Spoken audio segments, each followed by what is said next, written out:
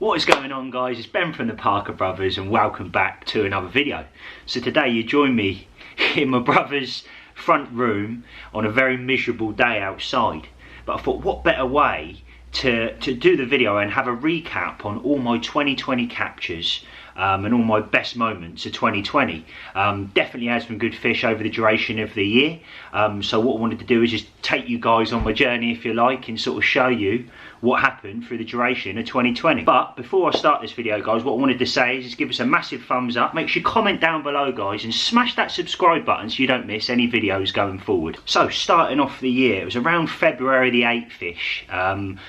Ryan rang me up, he said, look, we've got an opportunity to go to Pads Lake. So we thought, yeah, we'll jump on that. So myself, Ryan, Wally and T headed up to Pads Lake.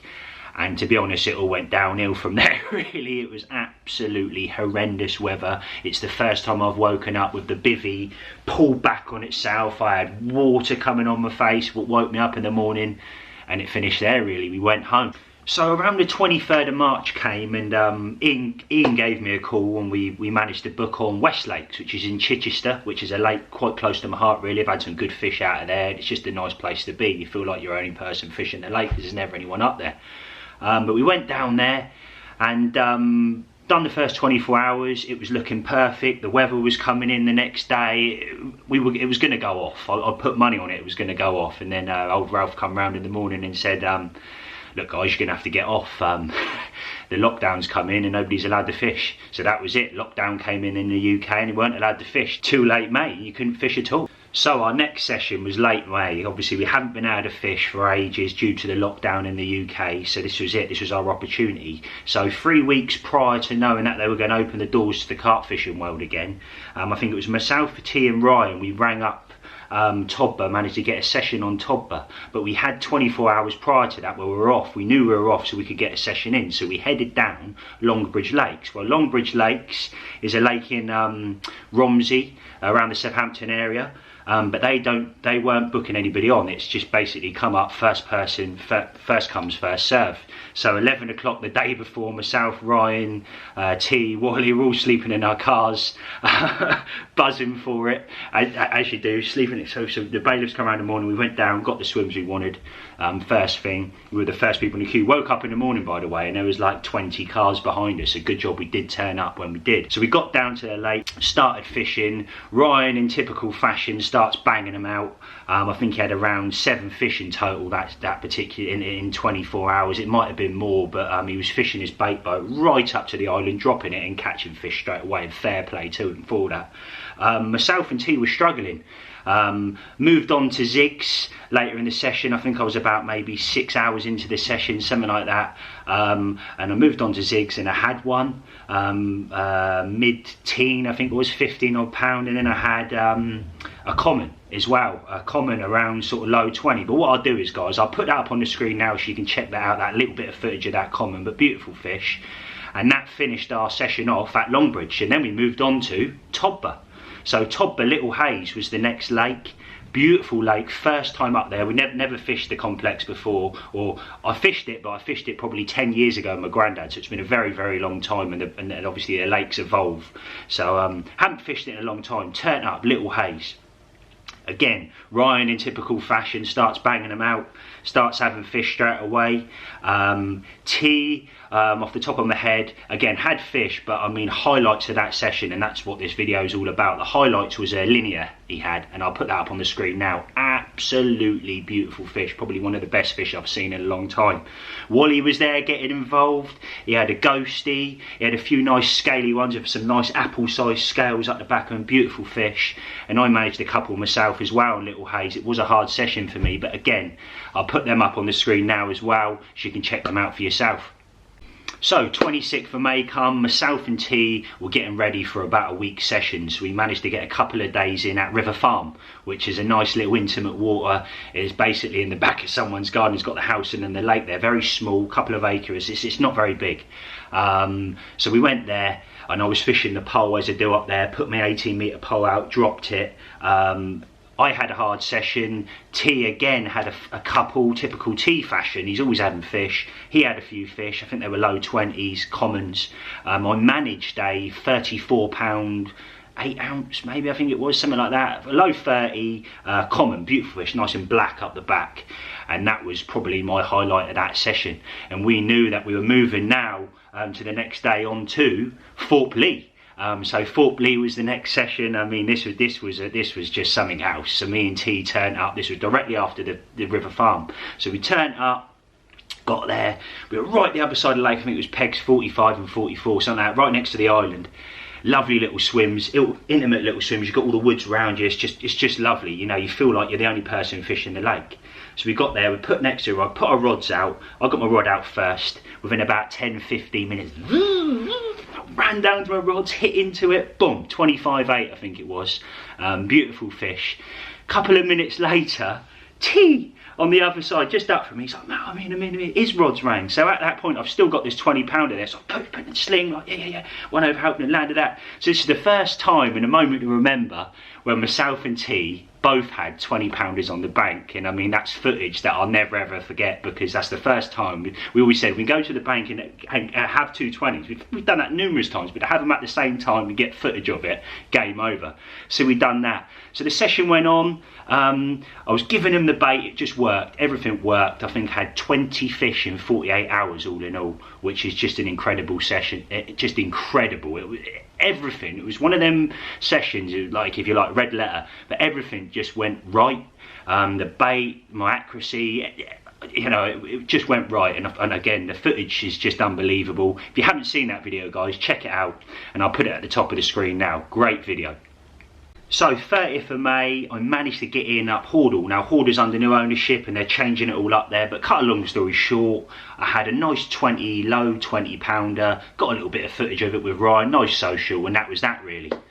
So something that's been bugging me recently as well is when I look at the analytics of the YouTube world, and particularly with our fishing vlogs, 95% of you guys watching us aren't subscribed. So what I would really appreciate you do is, guys, just take that time to go over. If you haven't got an account, make a quick account. If you're if you're like the older generation watching the videos. I know my granddad's one, he watches the videos, doesn't make an account. But what the reasons why you can do this: if you make an account, you get an email when we upload, you get a notification saying the Parker Brothers have uploaded. You won't miss any videos going forward at all. So 6th of June, absolute mental session, top of big haze, probably one of my best sessions this year.